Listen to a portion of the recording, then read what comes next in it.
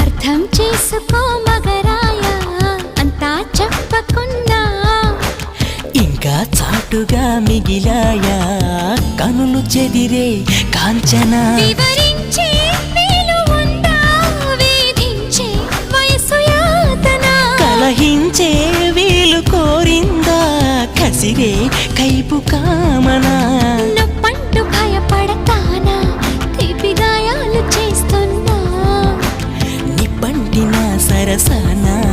ఆపసోపాల తాపాలు చల్లార్చనా ఎలుకో నాయక